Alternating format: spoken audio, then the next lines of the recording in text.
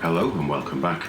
We're just going to move that Southern EMU, or the motor coach and driving trailer car there, from Hornby R.850 into the passing loop. Really terrific model. You can see that in last week's video, I think. We'll just switch the points. Then you can see in the insert picture I'm changing the wheels on that R20 coach. Now I ran those coaches with the Ginty, the really old acetate Ginty, a couple of weeks ago, and I pointed out I had a coach with a broken wheel, and a number of people kindly offered me replacement wheels. So there we go, we've got the wheels replaced. I just thought I'd run just so we could see the coaches are all running together now. It's the centre coach is the one that's had the wheels replaced, slightly darker of the three, tiny bit of a wobble, but then the rest of them have a bit of a wobble too. So we'll bring her around long past the station. We'll have a great shot here as she passes that electric motor coach there on the left, and the EM2 on the right, sitting there in bright electric blue. Lovely collection of colours there. And we'll just bring this lot just forward of points number 11 there near the gasometer, and we'll switch those, and we'll back those safely into the station. Just listen as this lot goes over the point work. It's not the smoothest, but it really does do the job, and a gentle stop there in the station. And now we're going to jump over to the turntable, and we've got the beautiful Flying Scotsman there in Brunswick green, and we're going to rotate her all the way around clockwise. Now I generally cut the video here and sort of fade to it almost completely round, but I think she looks such a fine looking model, we'll watch her go all the way around today. And that turntable really does make a bit of a racket, doesn't it? Still, it really does do the job. It's a bit bumpy as she goes over those metal contacts on the ring there. Lovely looking model. And then away she goes, and she is just such a smooth runner. Off out through points number 18, and we'll switch the points behind her. Flying Scotsman showed up in 1968 from what I've read, so here's the January 68 price list, and if we look down the list of the old steam locomotives, she appears here right at the bottom. R.850 Class A3 Flying Scotsman loco with crew and R51 tender. It indicates that she'll be on page 2, but currently awaiting a price in the summer by the looks of it, so lots to look forward to, I imagine, if you were waiting for that model to arrive. We'll pop the price list to one side. So here's page 2 and 3 of the 68 catalogue. Just have a look at that fine image there. I think that's purely an illustration rather than derived from a photograph, looking at that. Pretty sure of that. So we'll have a look here. We've got the light bulb there indicating we've got the glowing firebox, and that's certainly a fine looking thing. Now, she didn't make it onto the main pages with the other locomotives in this year. There's plenty of other steam locomotives, but she wasn't included on that page. Maybe this was made up a bit earlier, but she did show up on this quite fine studio picture here. There she is, sitting there handsomely in the middle of the picture with some interesting coaching stock behind her. We'll pop that to one side. Really fine cover on that 68 catalogue, isn't there? So we'll just have a look at the 69 catalogue here, and then we've got both versions of the Flying Scotsman there. Really stunning page, that, isn't it? Perhaps that's the slightly more familiar version of the Flying Scotsman in the LNER apple green. Lovely model. I think we'd definitely seen that earlier in an earlier video. But just looking at the cover of that's quite a dull picture, isn't it, as Triang or Triang Hornby catalogues go. Quite disappointing, the 69 catalogue, I think. Never mind, let's have a look at this really terrific model here. So here's the box. It's got one of those lovely cardboard sleeves. It's in fairly nice shape. And we've got the model number and the name of the model, BR Flying Scotsman and tender, on both ends on a sticky label. There we go. So I'm just going to slide it out of the box and we'll have a swift look at the model. Now the paperwork should reside underneath the plastic tray, but just for ease of having a look at it today, I've left it on top. We'll pop that down, and we've got the servicing scheme booklet there, and we've seen a number of these before, so we won't go through that in too much detail. We'll just pop that to the one side there, and then we've got the instructions, and we've got a date here. We've got the model number R.850, 30th of the 5th, 69. Again, quite a slim instruction sheet this. It's not a double fold, but plenty of information on the important items of the range. We'll just pop that to one side also. And we'll have a swift look at the model. I think the camera's struggling to deal with this wonderful bright yellow and the green of the model. We've got this lovely sticky strip here with the name of the model, Trying Hornby, the Flying Scotsman. And it is in fairly nice shape, definitely run, but led quite a sheltered life, I think. Now there is some info on the back of the box, but I'm not going to turn it over just at the moment through fear of the model falling out, so we'll look at that shortly. Doesn't she make a terrific noise? Now we're just going to bring her to a stop just before points number 11 here, and we'll switch those. There we go, and we'll roll her across them, and then we'll switch them again so we can run back into the station and pick up these Crimson and Cream coaches we're going to be running today. Now I've got a pair of composites, R628, and a pair of brakes, R627. These were available between 63 and 65. Don't they just look terrific? And we'll watch them come through the point work here, and we'll switch up the points behind them. So there we have the model out of the box. You can see slight scuffing from the paintwork over the years where she's been in and out of the box, and that label there that says the instructions are under the tray is just beginning to peel away a little, but it seems to be pretty much intact. So I'll just turn it over. There's quite a lot of information about the Flying Scotsman herself on the back of the box, which I think is quite a nice touch. I'm not sure if that's the first time that Trying Hornby put information about the prototype on a box, but fairly interesting. I believe that's quite a standard today. You quite often get the information on the packaging about the prototypes. So we'll just pop that down, and we'll have a swift look over the model. So I'm going to be very careful and lift this up. A little bit of a snap to the track there where she's trying to pull the track with her. We'll just have a look at that. Isn't she in a lovely condition? It's a sort of a semi-matte finish.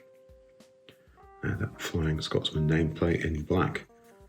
Now I do have a version of this model with a red nameplates, and that's believed to have been made early on in the production run, 68, where apparently they didn't have labels to go on the model. We're using them from the LNER version. Just look at that lovely valve gear. It's really terrific, isn't it? A running number on the smoke box door, and these whistles or safety valves here, they seem to have tarnished quite heavily. I'm just going to turn that around. We'll grab the wheels, just have a look at that. Those handrails are beautifully picked out, aren't they?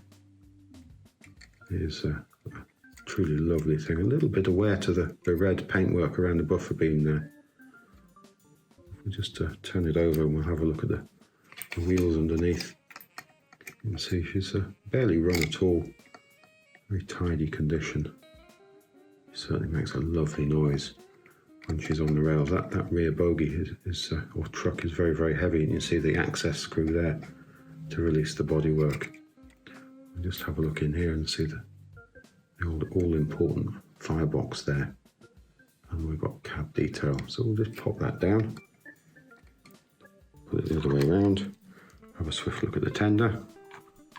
Great big coal load on the top. It is an excellent thing, isn't it? Of course, this tender was later adapted for the chuff sound. We've got a little shovel in there. I quite like that. That lining is quite beautiful, isn't it? Lovely finish, sort of semi-matte finish on this model. Lots of detailing at the back of the tender. Bright red buffer beam, metal buffer heads in. D-shaped coupling. With all those those wheels and suspension detail there. It really is quite a lovely thing, isn't it? Plenty of detail to be had through here. So must have been a lucky chap to get one of these for your birthday, I think.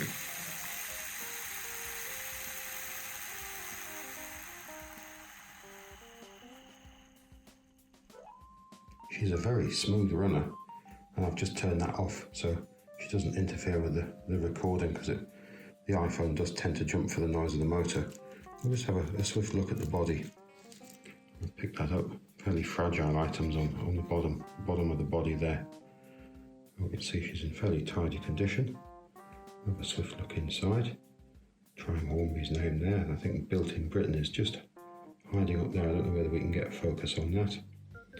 And there's the model number, R.850, and then a slash and a 5. That would cover the LNER model as well, I imagine. I'm not sure why there is white paint under there. I've never understood that, but I haven't tried to remove it. Just that tiny little dash of white paint, and there's not a hint of it anywhere else on the model. I say it is in lovely condition. That little slot there where the chassis pokes through the bodywork. I'll just look right the way around it. Being very, very careful with it, but you do have to pick these things up at some point. There it is, and there's where the securing screw goes. Just at the back there, underneath through the rear truck or bogie. And then we'll have a look and see if we can see that interior cab detail in there. There's quite a bit of it. And we can see the aperture there for where the firebox glow will run through. So if I just pop that down, we'll have a swift look at the chassis. We'll just pick her up. We'll have a look at these fine wheels and that lovely motor. Really is quite a beautiful thing. Now, when I got this, it did have a floating wire on it, so one of the little pins has vanished altogether, and this one has the top completely snapped off. Now, I must admit, I bought some spares recently online, and in little packets of 10, and I've got them, but when I got the model out, I can't remember where I've put them or find them, which is really annoying, because I had intended to replace those. As you can see, I've got a matchstick in there to do the job. Still, it does it very, very well. So again, it's hardly had any run time on this whatsoever. It's a really beautiful thing to run, as you've seen on the layout. Really sort of just purrs along, and it's effortless. From what I've read, both the variations of the Flying Scotsman came along in 1968, although sadly the Brunswick Green variation we'll see today vanished around 1970, and the LNER Green variant went on to get exhaust steam sound. I believe this fine model we're looking at today never did benefit from that particular feature. Effortless up there with a magnadhesion.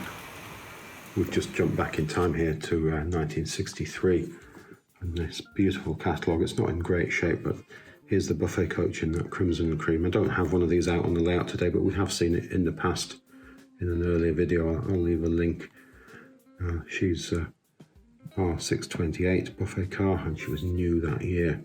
And the composite and the brake don't seem to show up on the page with the rest of the coaches, but they show up in a set earlier in the catalogue. Let's just see if we can open to that page. There we go. I think that's called the local passenger set, RS29. I think that went on to be called the Holiday Express. So here, listed under the items included in it, is the mainline composite with seats Crimson and Cream. And then below, R627 mainline brake, second coach with seats Crimson and Cream livery. Whole bunch of track. Lovely B12 locomotive. I will leave a link to the video with that in. I think I may have said that before. We'll just have another swift look through some of the pages in there. It really is one of my favourites, this, principally for the illustrations in the background. I think it's a really lovely thing to look at. And there we go, we've got the Crimson and Cream coaches there again here in this terrific set here. The monster double. You've got two locomotives in it, look at that. track with a passing loop. Those 2 trains. I think you would have been a lucky child to get one of those for Christmas. Just imagine it. You would have thought all your luck would have come up once getting that, wouldn't it? Anyway, we'll just pop that to one side and have a swift look at the coaches. So as I say, I've got 2 composites and 2 brakes out on the layout today, and they do need a little bit of a clean. They're a little bit dirtier than I'd like, but this cream paintwork is very sticky, and sort of don't want to wet it or put anything on it too much, so I've tended to avoid cleaning these, and it's the same on all the ones I have. But it's the same deal as the Mk1 coaches as we've seen before. Well, we've got Triang's name hiding in down there. We'll just turn it over. We've got built in Britain and Triang. Got metal axles, pinpoints and plastic wheels. The D-shaped couplings. Metal buffer heads pushed in and rather lovely detail on the end. So we can see through those windows. We've got all that seating detail. And from the other side we've got corridor detail visible with the handrail printed on the glazing strip. And again, the same roofs used across each of the coaches apart from the buffets in the range. We'll pop that down, just have a swift look at the brake. Again, same chassis, different side mouldings and different interiors. We can see just through those windows there. They really do need a clean, don't they? Again, it's fairly tidy condition. Just turn that around. Try not to handle these things too much, but you do have to pick them up. There we go, we can see that handrail printed on the glass there. Glazing strip, it's not glass of course.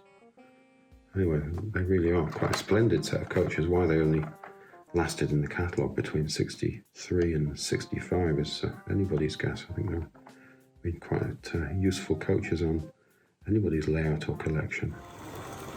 Just look at those great big drive wheels, and along with a magnadhesion, it makes very light work of the climb there.